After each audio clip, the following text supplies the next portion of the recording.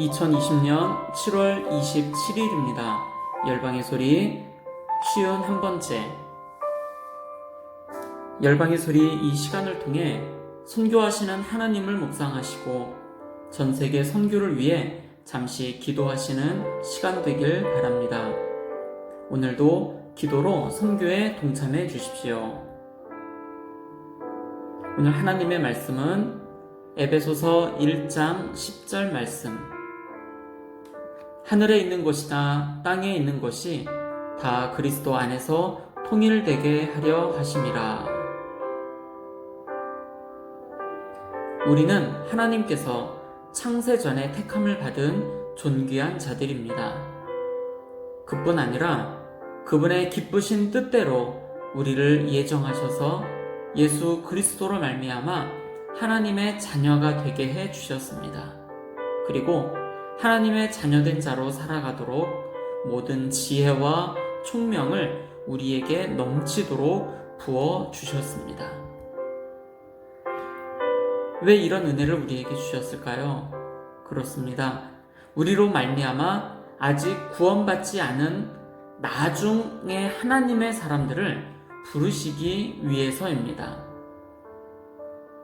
에베소서 1장 10절 말씀에 하늘에 있는 것이나 땅에 있는 것이 다 그리스도 안에서 통일되게 하려는 그 중간 다리 역할을 위해서 말입니다. 저와 여러분을 통해 더 많은 자들이 주님 앞에 돌아올 것을 기대해 봅니다.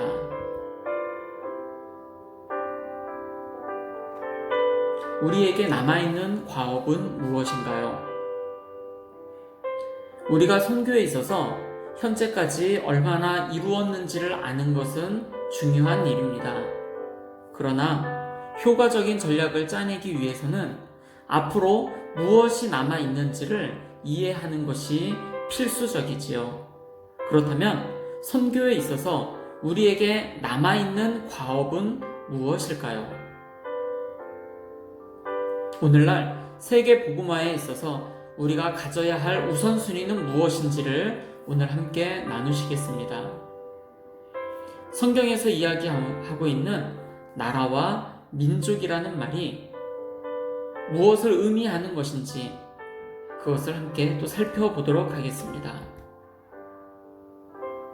그리스도께서 우리에게 모든 족속으로, 영어로 해석을 해보면 all nations로 되어 있는데 모든 족속으로 제자를 삼으라 라고 하신 것은 무슨 뜻이었을까요? 그 당시 예수님께서 정치적으로 구별되는 국가를 의미하셨을까요? 아니면 다른 뜻으로 말씀하셨을까요? 2009년에 세상을 떠나신 월드미션 미국 센터의 설립자이신 랄프 윈터 박사님의 글 남은 과업, 선교적 관점에서의 모든 인류에서 족속의 성경적인 의미를 설명하고 있습니다. 오늘날 우리는 나라, nations라는 단어를 볼 때 정치적 독립체 또는 국가를 떠올리곤 합니다. 그러나 이것은 성경에서 말하고 있는 개념이 아닙니다.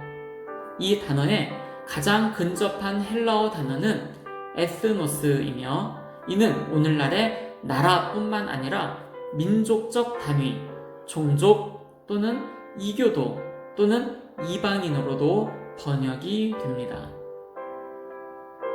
성경에서는 그 어떤 경우에도 국가라는 개념을 오늘날 생각하는 정치적 단위로 간주하지 않고 있습니다. 즉, 나라라는 단어가 사용되었다 해도 그 뜻은 족속, 민족, 방언, 부족까지로 확대되었다는 것입니다. 많은 사람들은 중국에 사는 사람들은 모두 인종적으로 중국인이며 한족일 것이라고 생각을 합니다. 하지만 중국에는 한족 이외에 공식적으로는 55개가 더 있고 선교학적으로 세세하게 나누어 보면 543개의 민족들이 더 존재하고 있음을 알 수가 있습니다. 인도라는 나라도 한 나라이지만 그 나라 안에는 세계에서 가장 많은 민족으로 구성되어 있음을 인도의 민족 분포 사진을 통해서 분명하게 알 수가 있습니다. 인도에는 2716개의 민족으로 구성이 되어 있습니다. 그 중에 2443개의 미전도 종족으로 또 그 인원이 13억 1300만 명의 숫자에 해당이 됩니다. 그러므로 나라를 민족이라는 개념으로 보는 것은 성경적일 뿐만 아니라 매우 전략적이라 할 수 있습니다. 왜냐하면 바로 그 민족에게 가장 적합한 타문화 전도와 교회 개척 전술을 적용할 수 있기 때문입니다. 더구나 민족이라는 개념은 민족을 각각 개인으로서 보는 것이 아니라 그들 고유 문화의 집단으로 보도록 강조하고 있습니다. 그리고 회심한 자들이 그 사회에 남은 사람들을 연결하는 전략적이고 자연적인 다리가 되는 곳입니다.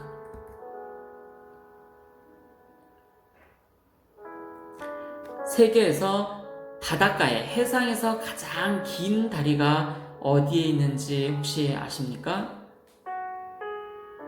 중국 청도에 가보면 42km가 되는 바닷가에 지어놓은 다리인데 42km가 되는 긴 다리가 바로 세계에서 해상에서 가장 긴 다리로 기록이 되어져 있습니다.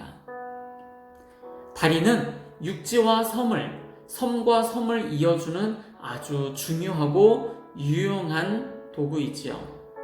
다리가 길고 넓을수록 더 많은 사람들을 편리하게 연결시켜 주게 됩니다.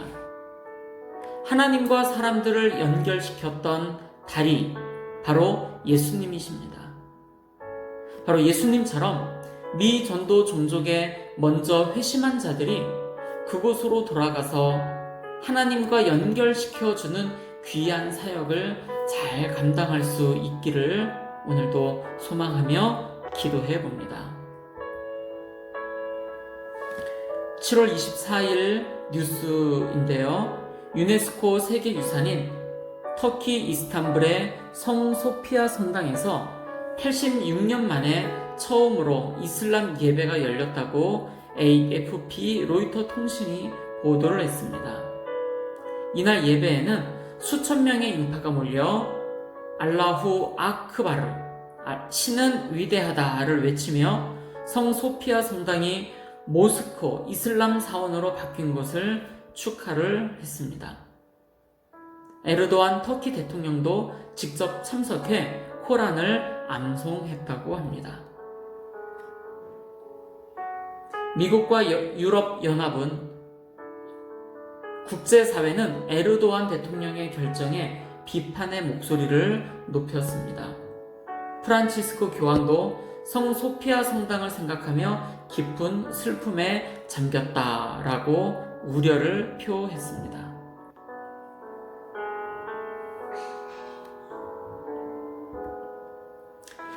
오늘도 함께 우리 기도하실 때에 선교에 대한 새로운 패러다임이 생기고 급변화하는 세계 속에서 깨어있는 선교사들이 많이 일어나도록 전 세계 대학생을 비롯한 젊은이들을 일으켜 주시도록 함께 기도하겠습니다. 전 세계 모든 대륙에서 학생운동이 일어나고 남성들이 일어나고 또 여성분들이 일어나서 선교운동들이 다시 한번 전 모든 대륙에서 일어날 수 있도록 위해서 오늘도 중보하겠습니다. 전 세계 17,423개 민족 종족 중에 7,402개의 미전도 종족 32억 2천만 명이 주님 앞에 돌아오도록 기도합니다. 이들 대부분은 14,000 지역에서 살고 있는데 이곳에서 특별히 사역하시는 선교사님들과 또 이곳에 살아가고 있는 소수이지만 그리스도인들을 위해서 중보하며 기도하며 나아가겠습니다. 한국교회와 전세계 교회가 코로나19 상황 속에서도 믿음이 더욱 견고해지도록 기도합니다. 전세계 박해를 당하고 있는 모든 크리스찬들을 위하여 기도합니다. 기독교 박해하는 국가가 73개 국가이며 기독교를 멸시하는 나라가 151개 국가가 있습니다. 박해를 경험하는 기독교인 8억 명이나 되고요. 높은 수준의 박해를 경험하는 기독교인 2억 4,500만 명이 되고 있습니다. 하늘에 있는 것이나 땅에 있는 것이 그리스도 안에서 통일되게 하려 하심이라 라는 이 말씀과 같이 우리를 하나님과 이 세상과 연결시키는 귀한 다리로 불러주셨습니다. 전세계 모든 곳에 선교의 운동이 다시 일어나고 젊은 크리스찬들에게 기도 운동이 일어나며 전세계 미전도 종족들이 주님 앞에 돌아오기를 위하여 이 시간 다리 역할을 감당하며 기도하고 중보하는 시간 갖도록 하겠습니다. 기도하시겠습니다.